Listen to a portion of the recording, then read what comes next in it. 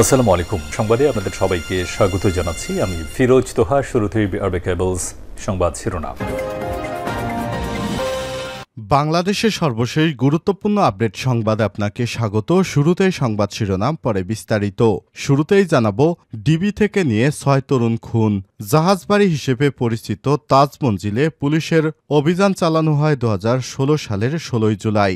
এসব অভিযানের সময় ৯ জন তরুণকে পুলিশ গুলি করে হত্যা করেছে। এ বিষয়ে আমার দেশ পত্রিকার প্রতিবেদন আপনাদের জানাবো। চাঞ্চল্যকর তথ্য, সঙ্গেই থাকুন। এরপর জানাবো, ভারতীয়দের চট্টগ্রাম দখলের বাসনা। শেখ হাসিনা বাংলাদেশ থেকে পালিয়ে যাবার পর ভারতীয়রা চট্টগ্রাম বন্দর দখলের চেষ্টা করছে। এ বিষয়ে আমার দেশ পত্রিকার গুরুত্বপূর্ণ সংবাদ জানাবো, সঙ্গেই থাকুন। জানাবো, হাসিনা মুজিবের শাসন ও ভারতের আধিপত্য। হাসিনার পতন ঠিক হজম করতে পারছে না প্রতিবেশী দেশ ভারত। পারবেই বা কি করে হাসিনা রেজিমের পুরো ফায়দা যে ভারত সুদ আসলে আদায় করে নিয়েছে, সেটা আর বলার অপেক্ষা রাখে না। এদিকে গাজীপুরে আগুনে মৃতের সংখ্যা বেড়ে ৩। গাজীপুরের শ্রীপুরে বোতাম তৈরির কারখানায় আগুনে পুড়ে যাওয়া কক্ষ থেকে আরও একটি লাশ উদ্ধার করা হয়েছে। এ নিয়ে মৃতের সংখ্যা ৩ জনে দাঁড়িয়েছে। গাজীপুর ফায়ার সার্ভিসের উপসহকারী পরিচালক মোহাম্মদ মামুন এ তথ্য নিশ্চিত করেছেন। এবারে জানাবো, সীমান্তে অতন্ত্র প্রহরীর দায়িত্ব পালন করুন, বিজিবিকে বললেন স্বরাষ্ট্র উপদেষ্টা।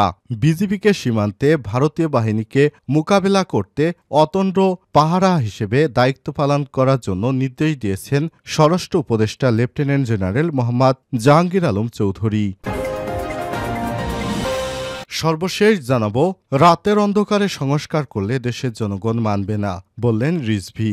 আপনাদের আমরা বিশ্বাস করে সমর্থন দিয়েছি উল্লেখ করে বিএনপির সিনিয়র যুগ্ম মহাসচিব রুহুল কবির রিজভী বলেছেন, আপনারা অন্তর্বর্তীকালীন সরকার বিদ্যুৎ বন্ধ করে রাতের অন্ধকারে সংস্কার করলে জনগণ মেনে নেবে না।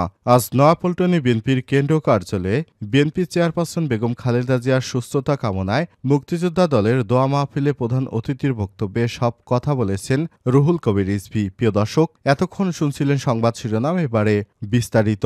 তবে তার আগে বন্ধুরা, অনুরোধ থাকবে এই সংবাদটিতে একটি লাইক দিন। এই চ্যানেলে আপনি নতুন হয়ে থাকলে আমাদের সংবাদটি দেখতে দেখতে চ্যানেলটি সাবস্ক্রাইব করে রাখুন। কমেন্ট করে আপনার মূল্যবান মতামত জানিয়ে দিন আপনি বিশ্বের কোন দেশ থেকে বা বাংলাদেশের কোন স্থান থেকে আমাদের সংবাদটি দেখছেন এবং শুনছেন। এবারে বিস্তারিত। ডিবি থেকে নিয়ে ৯ তরুণ খুন। অপরাধ করে কারো ফাঁসি হলেও স্বজনেরা কখনো লাশ নিতে অস্বীকৃতি জানান না। তবে ব্যতিক্রম ছিল ৮ বছরের বেশি সময় আগে রাজধানীর কল্যাণপুরে জাহাজবাড়িতে তথাকথিত জঙ্গি বিরোধী অভিযান। সেই অভিযানে পুলিশের গুলিতে নিহত হয়েছিল ৯ জন তরুণ। তারা ডিবিতে আটক ছিলেন। সন্ধ্যা নামার আগেই আলো আঁধারি পরিবেশে ডিবি থেকে বের হয় তাদের নেওয়া হয় জাহাজবাড়িতে। পরদিন ভোরে ফজরের আজানের পর গুলি করে নির্মমভাবে খুন করা হয় তাদের। পরিবারকে দেয়া হয়নি লাশ, দেয়া হয় আঞ্জুমান মফিদুল ইসলামকে। নিহতদের কেউ ছিলেন গার্মেন্টস কর্মী, কেউ ছিলেন শিক্ষার্থী। তবে তাদের মধ্যে ৭ জনই ছিলেন দরিদ্র পরিবারের সন্তান। সেই লোমহর্ষক ঘটনা অনুসন্ধান করে এক নির্মম চিত্র পাওয়া গেছে। আমার দেশ পত্রিকা ঘটনাটি তদন্ত করেছে। এই তরুণেরা কি জঙ্গি ছিলেন নাকি জঙ্গি সাজানো হয়েছে? আরও আগে তাদের কেন গ্রেপ্তার করা হলো না? খুন করে লাশ কেন পরিবারকে দেয়া হয়নি? পুলিশের সাজানো বন্দুকযুদ্ধ ইত্যাদি বিষয়ে আমার দেশের অনুসন্ধানে উঠে এসেছে। জাহাজবাড়ি হিসেবে পরিচিত তাজ মঞ্জিলে পুলিশের অভিযান চালানো হয় ২০১৬ সালের ১৬ জুলাই। এসব তরুণকে হত্যার পর বরাবরের মতোই পুলিশের দাবি ছিল, দরজা নক করলে গুলি ও গ্রেনেড ছুটতে থাকে। আত্মরক্ষার্থে পুলিশ গুলি করে তাদের হত্যা করেছে। অনুসন্ধানে বেরিয়ে এসেছে, জঙ্গি বিরোধী অভিযানের নামে অত্যন্ত ঠান্ডা মাথায় পরিকল্পিতভাবে তরুণদের হত্যা করা হয়েছে। এসব তরুণ ছিল ডিবির হেফাজতে। সেখান থেকে তাদের তুলে নিয়ে গিয়ে হত্যা করা হয় আর একে ইসলামী জঙ্গি কার্ড হিসেবে ব্যবহার করে পতিত স্বৈরাশাসক শেখ হাসিনা সরকার। ডিবি থেকে তাদের তুলে নিতে দেখেছে ব্যবসায়ী শেখ মোহাম্মদ সেলিম হুসাইন। তিনিও কুখ্যাত আয়নাঘরে বন্দী ছিলেন। আয়নাঘরের তথ্য তিনি প্রথম ফাঁস করেছেন।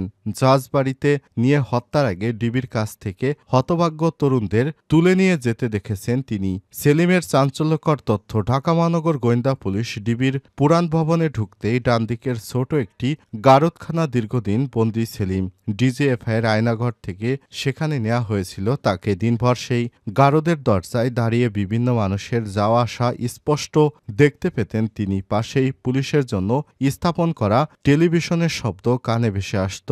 এক বিকেলে ঘটনা, গারদের দরজায় দাঁড়িয়ে বাইরে তাকিয়েছিলেন তিনি। সেদিন একই রুমে তার সঙ্গে ছিলেন সাদ্দাম ও মাওলানা আবুল কাশেম। নিষিদ্ধ ঘোষিত জেএমবির সঙ্গে জড়িত থাকার অভিযোগ রয়েছে তাদের বিরুদ্ধে। আমাদেরকে ডিবির পুরনো ভবনের যে সেলে রাখা হইতো এর প্রথমেই একটা সেল ছিল, ছোট একটা সেলে আমি গ্রিল ধইরা দাঁড়াইছিলাম দরজার সামনে। এটা থেকে বাইরে পুরো দেখা যায়। সেই দিনের ঘটনা এভাবেই শুরু করেন তিনি। এরপর তিনি বড়সড় পুলিশ ভ্যান গারদের সামনে পেছন দিক করে দাঁড়ায়। এদিকে সেই ভ্যানে আনুমানিক 10 থেকে 11 জন তরুণকে ওঠাতে দেখেছিলেন সেলিম। সবার পরনে কালো পাঞ্জাবি, চোখ বাঁধা কালো কাপড়, মুখ খোলা সাদা পোশাকে, পুলিশের হাতে কালো কয়েকটা পতাকা। তরুণদের ভ্যানে উঠে ত্রিফল দিয়ে ঢেকে ফেলা হয়। এভাবেই হিম করা ঘটনার বর্ণনা শুরু করেন এই প্রত্যক্ষদর্শী। এভাবেই শেখ হাসিনা তার বিরুদ্ধে যারা গিয়েছিল তাদেরকে পুলিশের মাধ্যমে হত্যা করতেন, এমনই চাঞ্চল্যকর তথ্য জানিয়েছে আমার দেশ পত্রিকা। সেখান থেকে আপনাদের এ বিষয়ে বিস্তারিত যতটুকু আমাদের হাতে এসেছে জানালাম। ভারতীয়দের চট্টগ্রাম দখলের বাসনা। কলকাতা সহ ভারতের বেশ কিছু সামাজিক ও প্রতিরক্ষা বিষয়ক গণমাধ্যম বাংলাদেশের সাম্প্রতিক রাজনৈতিক পথ পরিবর্তনের পর থেকে দেশটির অন্তর্বর্তীকালীন সরকার অর্থনীতি এবং ভবিষ্যৎ নিয়ে অত্যন্ত উঠে পড়ে লেগেছে বলে মনে হচ্ছে। তারা শেখ হাসিনার ক্ষমতা হারানোর বিষয়টি যেন কোনোভাবেই মেনে নিতে পারছেন না। এর বহিঃপ্রকাশ হিসেবে তারা বাংলাদেশকে বহুভাবে হুমকি ধামকি ছাড়াও লাগাতার গালাগাল চালিয়ে যাচ্ছেন। এসব অপপ্রচার দেখলে মনে হয় তারা বাংলাদেশটাকে দখল করে নিতে যাচ্ছেন।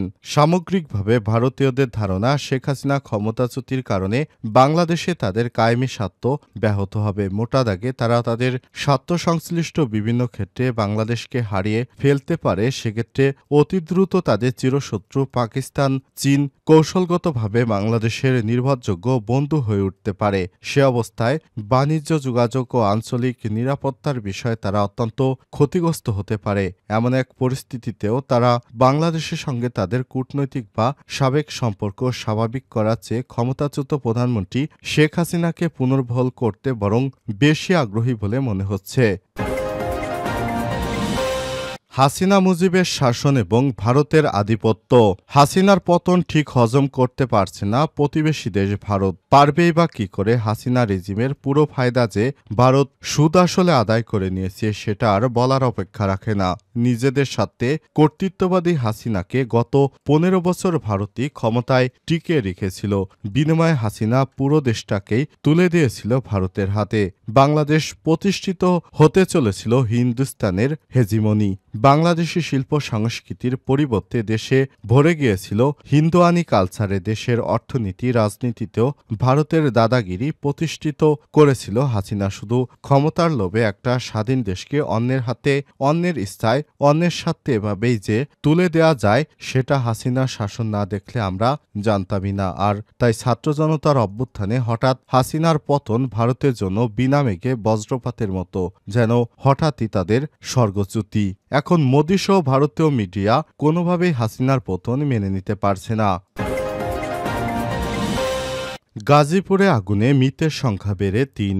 গাজীপুরের শ্রীপুরে বোতাম তৈরির কারখানায় আগুনে পুড়ে যাওয়া কক্ষ থেকে আরও একটি লাশ উদ্ধার করেছে ফায়ার সার্ভিসের কর্মীরা। এ নিয়ে মৃতের সংখ্যা বেড়ে 3 জনে দাঁড়িয়েছে। গাজীপুর ফায়ার সার্ভিসের উপ সহকারী পরিচালক মোহাম্মদ মামুনের তথ্য নিশ্চিত করেছেন। তিনি বলেছেন, গতকালের আগুনে আজ সকাল পর্যন্ত 3 জনের মরদেহ উদ্ধার করা হয়েছে। মৃতদের পরিচয় নিশ্চিতের চেষ্টা করা হচ্ছে। ধারণা করা হচ্ছে কারখানার ভিতরে কেমিক্যাল বিস্ফোরণে তাদের মৃত্যু হতে পারে।